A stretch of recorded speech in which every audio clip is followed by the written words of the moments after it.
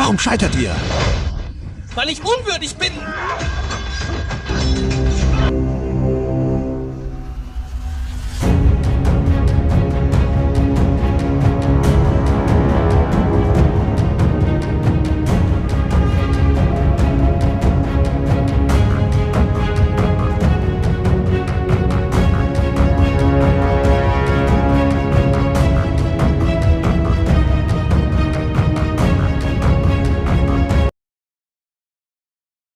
Spartacus, House of Ashur is an American historical drama television series created by Stephen S. DeKnight that serves as a sequel to DeKnight's previous series, Spartacus, 2010-2013. It follows the character Ashur in an alternate timeline in which he was not killed on Mount Vesuvius. The series premiered on Starz on December 5, 2025. 15 years after the debut of Starz' hit drama, Spartacus, Blood and Sand, creator Stephen S. DeKnight is returning to the ancient Roman Republic to rewrite history with the sequel series, Spartacus, House of Ashur. In the original show and its subsequent chapters, Spartacus, portrayed by Andy Whitfield before his untimely death, and later by Liam McIntyre, killed the traitor Ashur, Nicky. Tarabay on Mount Vesuvius. In House of Ashur, the former gladiator gets an alternative ending, one in which the arrogant Syrian lives. Instead of being killed, Ashur takes Spartacus' life and is consequently rewarded for his treachery by the Roman Empire. A spectacular tale draped in violence and eroticism, this new series follows a man desperate to hold onto his newfound elite status while embarking on a quest for honor and glory. The 10-episode first season, critics received 5 for review, opens in a dream sequence. Instead of meeting his demise, Ashur, Tarabay, reprising his role, turns against Spartacus to aid the Roman soldiers. For his efforts, he's been given his own gladiator house and the patronage of his former master, Batiatus. Though Ashur is delighted with his newfound standing, which includes the company of his body slaves Hilera, Jamaica Vaughn, and Mesha, Ivana Baquero, as well as chorus Graham McTavish, the doctor in charge of training his gladiators, he is still the laughing stock among the elite, who accuse him of stabbing Spartacus in the back like a coward. There is much to be gained for all under the banner of the House of Ashur, should it actually ascend. Ashur's gladiators, especially the ambitious Tarchon, Jordy Weber, and Chorus, are eager to bask in the notoriety, riches, and freedoms a champion status would bring them. Unfortunately, Ashur's idea to achieve this goal infuriates everyone. When their recent champion is massacred in the arena, Ashur and Chorus head to the docks where the enslaved are held, looking for potential new fighters. There, Ashur finds himself distracted by a chained woman getting the best of the guards. Mesmerized by her agility and fearsomeness, Ashur purchases her, renaming her Achilia Tenica Davis and forcing Chorus, much to his horror, to train her as a gladiatrix. It's a role that Achilia is neither mentally nor physically prepared for. Like its predecessors, Spartacus, House of Ashur is absolutely bursting with sex and violence. These themes are so embedded in the series that they function as plot points in their own right. The amount of sex and nudity depicted will undoubtedly leave the most liberal-minded viewer blushing. Inside and outside of the gladiator arena, DeKnight highlights how brutal and volatile this world truly is. From slit throats to crushed skulls and disemboweled soldiers, human organs and guts are constantly on display here. However, a gruesome but deserved act at the end of episode 2, Forsaken, is sure to shock the senses. Moreover, while the majority of the action centers on street fighting and the arenas, Spartacus, House of Ashur also peels back the treachery woven into the era's politics. Though Ashur is presently thriving, everyone standing in Capua is precarious and likely to change at any moment. Ashur desperately works to win the favor of Senator Gabinius Andrew McFarlane, despite the senator's wife, Kossuth's Claudia Black, clear disdain for him. Yet his efforts are constantly undermined, especially amid the arrival of Julius Caesar Jackson Gallagher and his treacherous wife, Cornelia James Slater, from Rome. Overall, Spartacus, House of Ashur is a dynamic follow-up to the previous chapters. a classic tale of the haves and have-nots in ancient Rome, where power means everything. DeKnight's world is as enticing as ever. By offering Ashur this new life and anchoring his story to Achilla's, the series brings two very unlikely figures to the forefront, showcasing the extremes to which they go to preserve their positions. It also highlights how viciously their adversaries will fight to ensure the traitor and the gladiatrix's demise. It's been 12 long years since Starz, Spartacus, ended on a brutal and glorious high note. And after 2 years since it was initially announced, the show's first spin-off series is finally here. Unlike many prequels or sequels, Spartacus, the House of Ashur, takes place in an alternate future where the titular character, played by Nick Tarabay, survived instead of meeting his demise in Season 2. It's a strange premise, but with nearly every single character in the original show dying by its final season, taking liberties like this is the only way for this property to continue.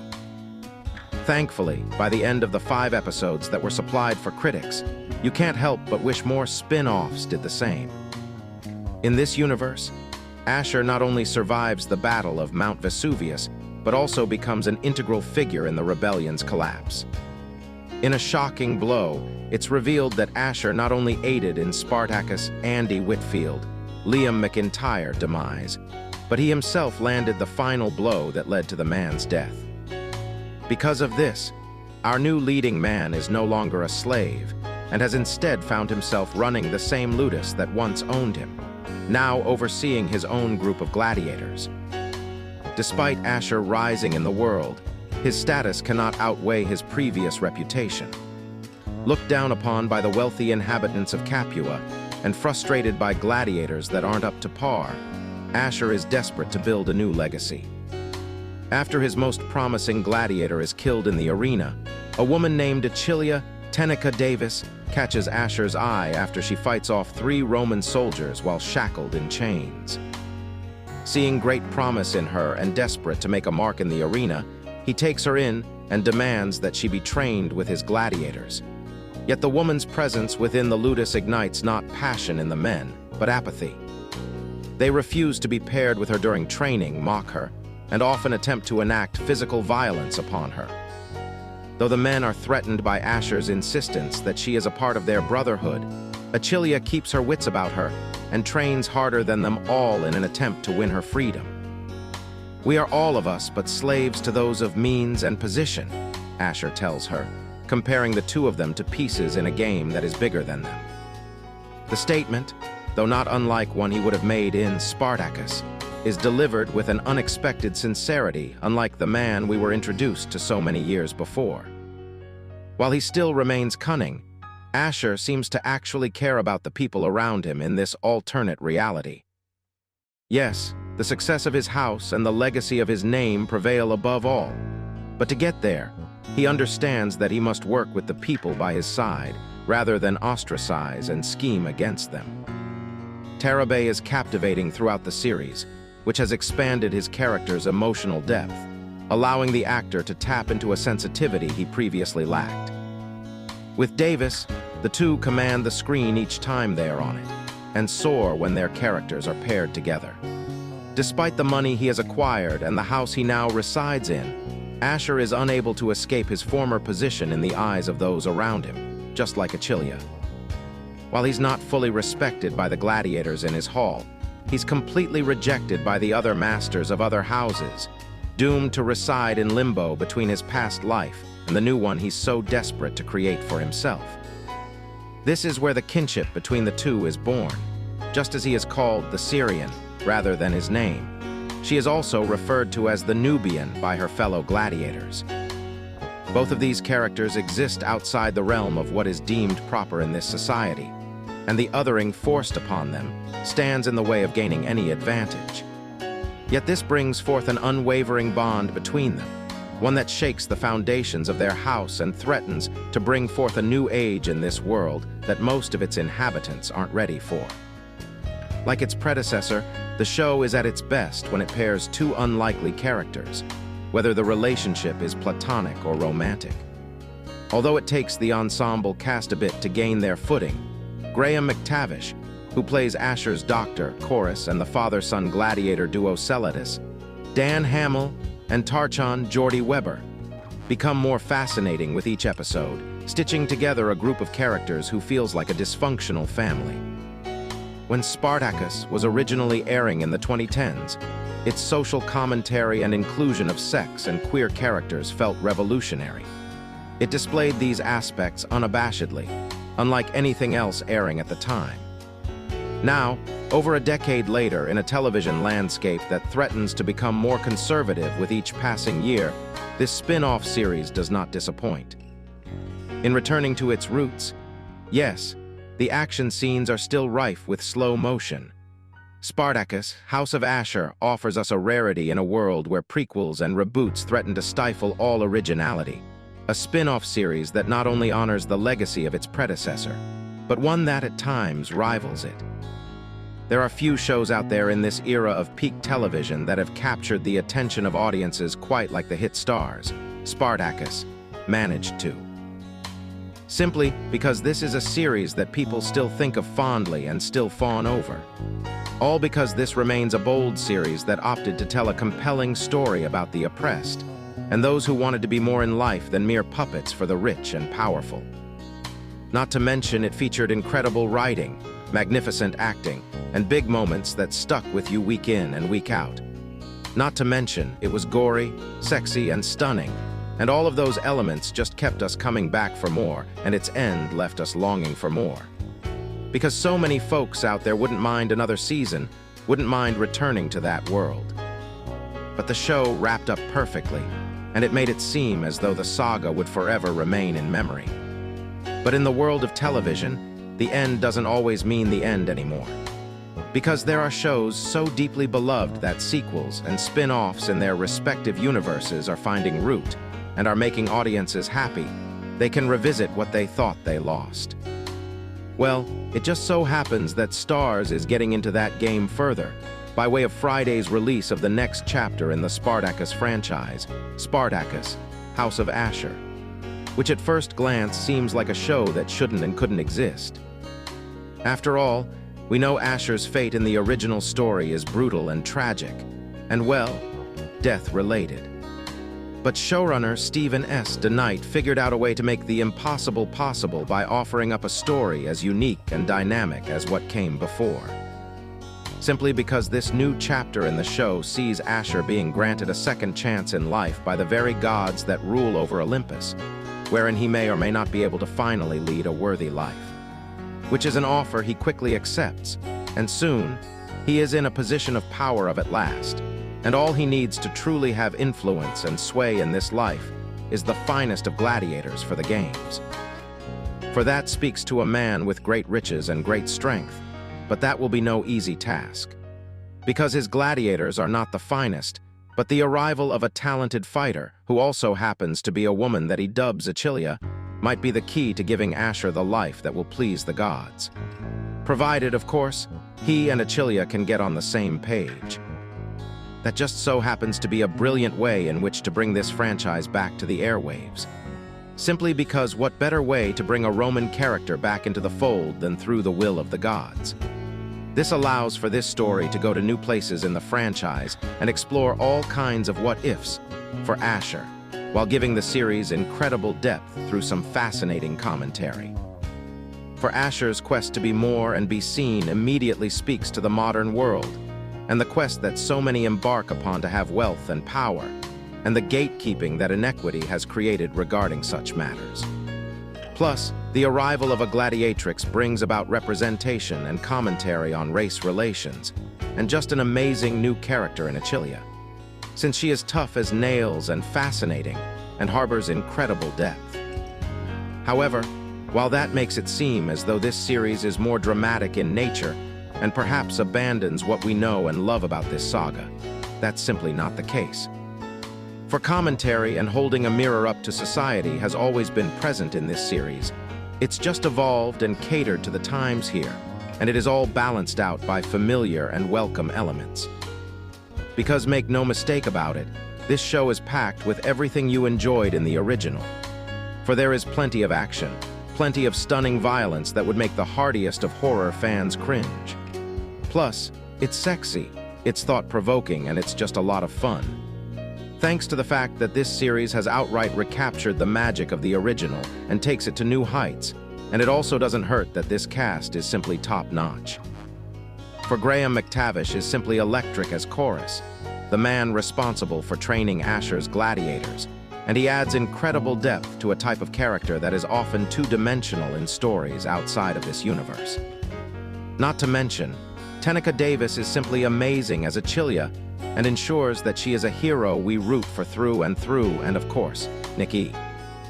Tarabay also slips right back into the role of Ashur, and truly gets to do some wonderful things here as a man with a second chance, and all of these elements bring forth a magnificent new chapter in this saga. One that will please old fans and attract new ones with its amazing acting, dynamic writing, and overall incredible storytelling. One that uses the second chance we all crave to bring us back to a universe we love, and truly. It will be quite the joy to see where this refreshing new chapter in the saga takes us, and Ashur, in the weeks to come. It's been a long 12 years since the bloodiest, sexiest show on television last aired. Stephen S.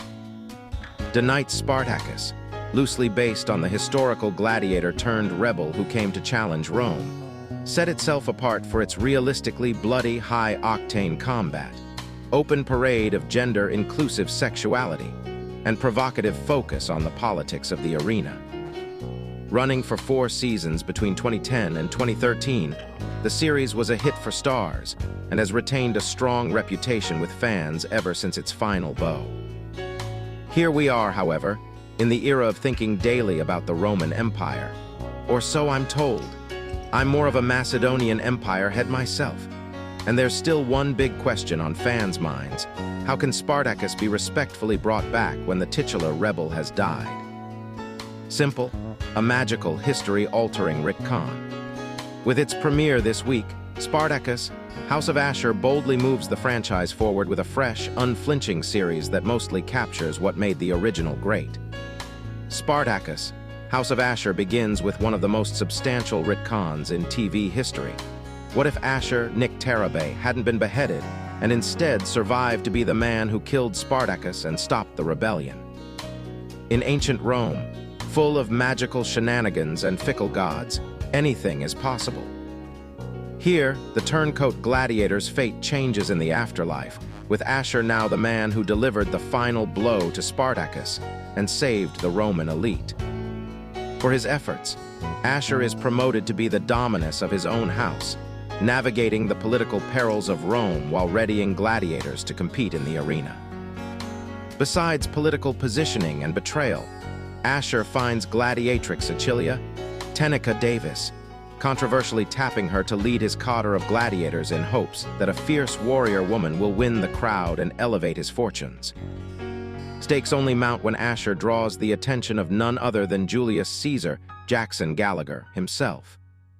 Spartacus, House of Ashur can't really be the anti-authoritarian series that its rebellious progenitor was, given that it's based around the man who, as of now, killed Spartacus. There nonetheless remains a slight belligerence in the sequel, as Ashur seeks to claw his way upwards in a Rome built for established families. Spartacus, House of Ashur is very much doing its own thing, but it's an entertaining one.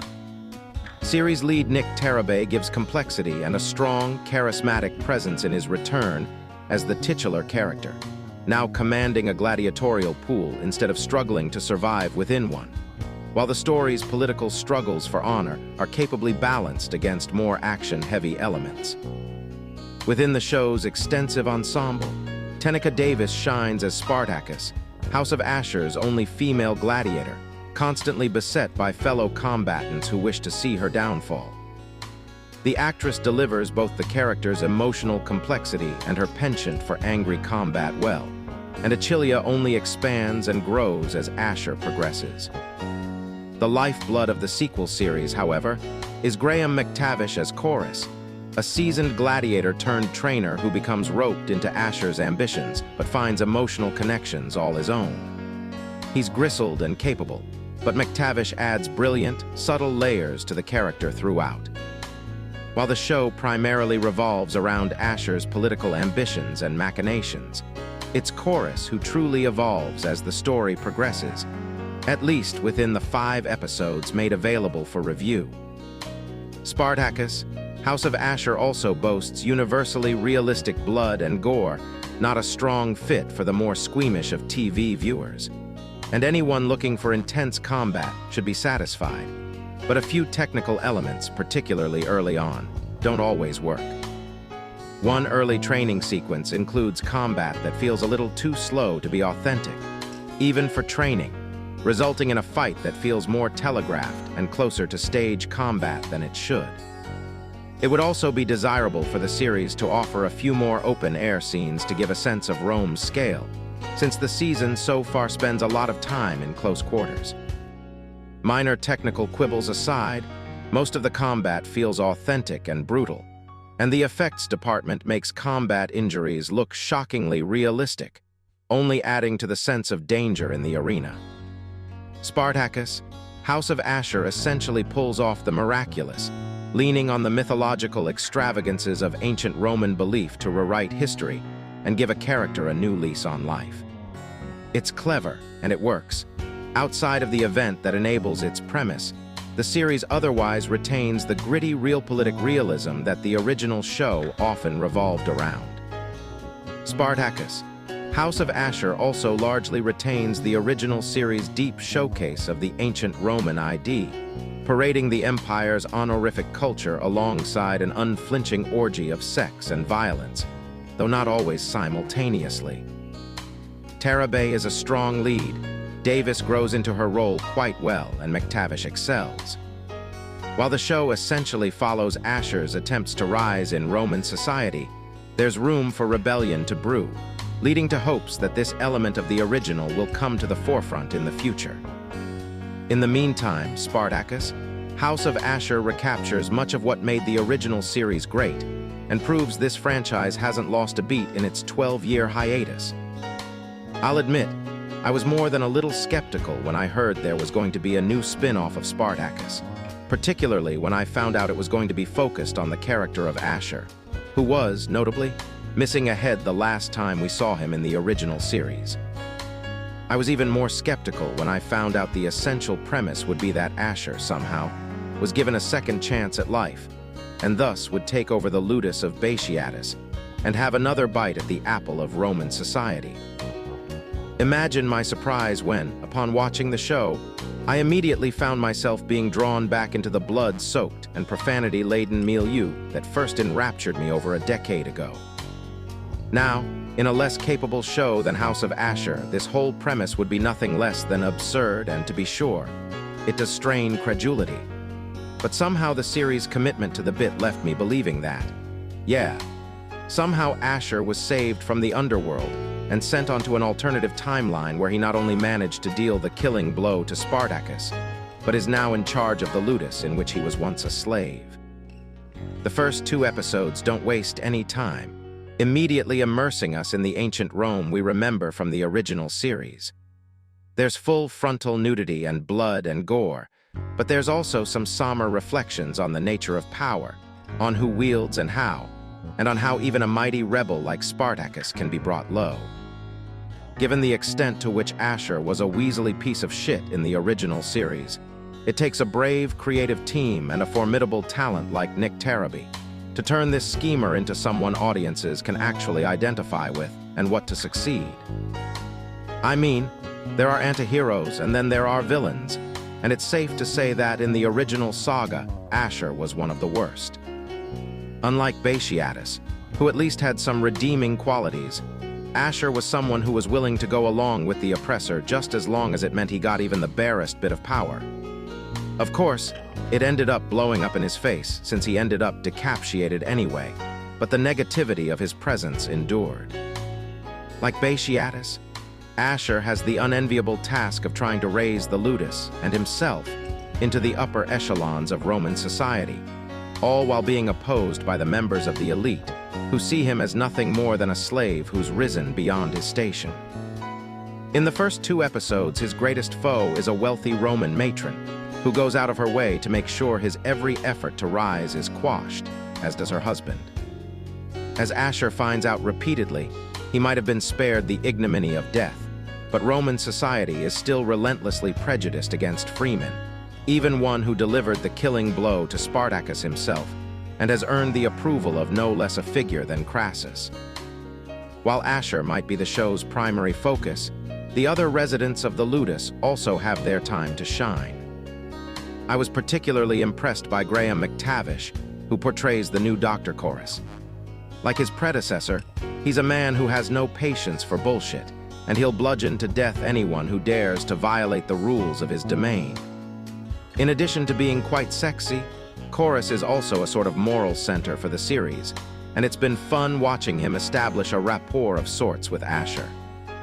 The two may be very different, but they have a grudging respect and understanding of one another, much as Onomaus had with Batiatus.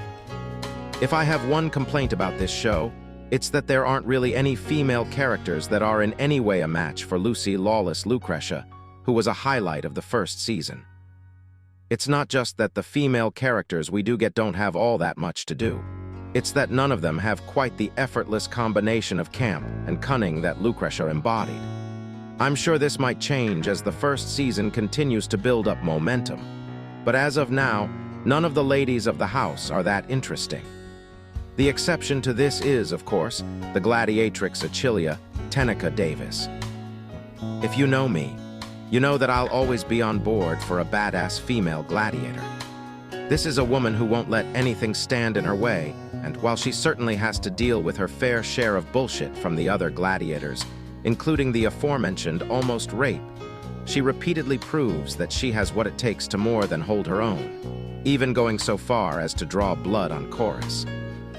All the same, watching a female gladiator kick ass and take names and, in one notable moment, literally emasculate a man intent on raping her isn't quite the same sort of pleasure as watching someone like Lucy Lawless savor each and every remark and catty exchange.